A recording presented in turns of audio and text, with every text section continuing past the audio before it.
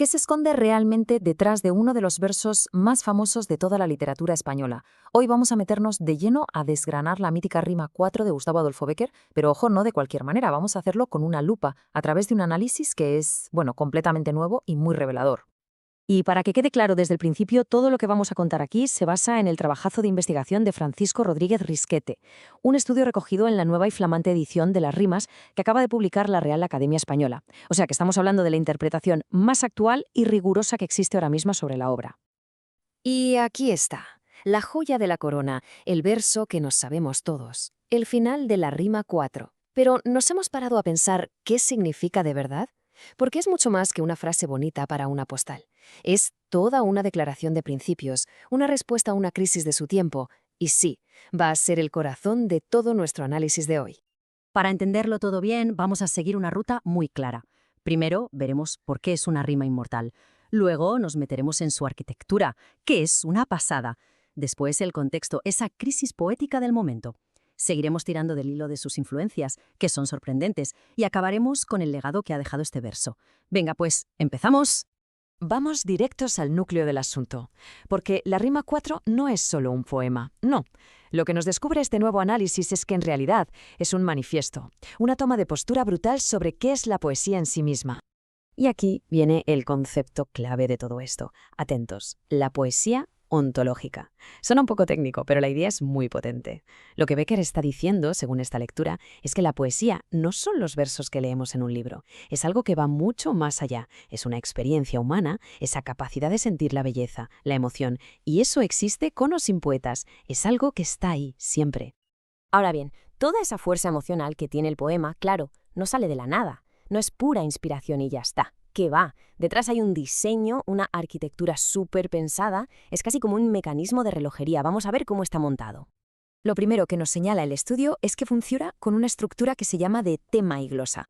¿Y esto qué es? Pues es muy fácil. Pensemos en una canción. La primera estrofa es como el estribillo, la idea principal, el tema, y el resto de estrofas, la glosa, son como las partes que desarrollan esa idea, que la explican. Una estructura súper elegante. Y ojo, porque ese desarrollo no es al azar. Sigue un camino perfecto, una progresión casi cinematográfica. Bécquer nos coge de la mano y nos lleva en un viaje que va desde fuera hacia adentro. Empieza con el mundo que vemos, la naturaleza. Luego nos lleva a lo misterioso, a lo que la razón no alcanza. De ahí se mete en nuestra cabeza, en la psicología, y el viaje termina en lo más íntimo, el amor. Aquí viene una de las genialidades del poema. Bécquer es un maestro de las dualidades, de los contrarios. Nos pone delante opuestos todo el rato, las olas abajo y las nubes arriba, el corazón que siente contra la cabeza que piensa. Es un poema lleno de tensión. Pero, ¿qué pasa al final? Y aquí está la magia. En la última estrofa, ¡pum!, la tensión desaparece. Ya no hay opuestos. Ahora hay ojos y ojos, labio y labio. El conflicto se convierte en unión. Es brillante. Vale, ya hemos visto el cómo está hecho el poema. Ahora vamos a ver el por qué. Porque, y esto es fundamental, esta rima no apareció por arte de magia, nació en medio de una batalla de ideas. Fue la respuesta de Bécquer a una crisis intelectual tremenda de su época. Imaginemos la escena en el siglo XIX. Por un lado, la ciencia, el racionalismo, el positivismo, creciendo a toda velocidad y diciendo, oye, que el futuro somos nosotros, la poesía es cosa del pasado. Se pensaba de verdad que la poesía se moría. Y por otro lado estaba la defensa. Un momento, hay cosas a las que la ciencia nunca llegará. Pues bien, la rima 4 es el grito de guerra de este segundo bando. Y Bécquer no estaba solo en esta lucha, para nada. Era una idea que estaba en el aire. De hecho, el estudio de Rodríguez Risquete saca a la luz esta cita de Alcalá Galiano, de solo unos años antes, que lo clava. El arte sobrevive porque se alimenta de lo que la ciencia no puede explorar. La poesía empieza donde acaba el laboratorio. Muy bien, ya tenemos el qué, el cómo y el por qué. Ahora toca hacer de detectives, porque una de las cosas más alucinantes de esta nueva investigación es cómo destapa el ADN del poema, toda la red de influencias y modelos que Bécquer tenía en la cabeza cuando lo escribió. Y aquí tenemos la primera gran pista, el modelo principal. El análisis lo deja clarísimo. La gran inspiración para la rima 4 es un poema alemán que tuvo muchísimo éxito en la época, El último poeta. Lo más seguro es que Bécquer lo conociera a través de alguna de sus traducciones al español. Pero la cosa no se queda ahí, ni mucho menos. Becker era una esponja. En esta rima hay ecos de Dante, conexiones con sus contemporáneos franceses como Víctor Hugo, con nuestros poetas del siglo de oro, e incluso se pueden rastrear ideas que vienen directas de la filosofía griega, del mismísimo Platón.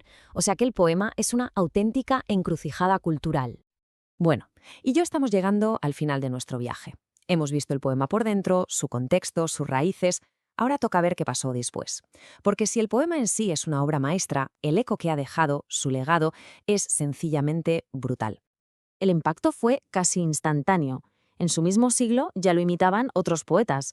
A principios del 20 saltó al teatro. Unas décadas más tarde inspiró a nada menos que Pedro Salinas. Y lo que ya es increíble es cómo se cuela en la cultura popular. ¿Quién no ha oído el bolero Piel Canela? Pues esa idea viene de aquí.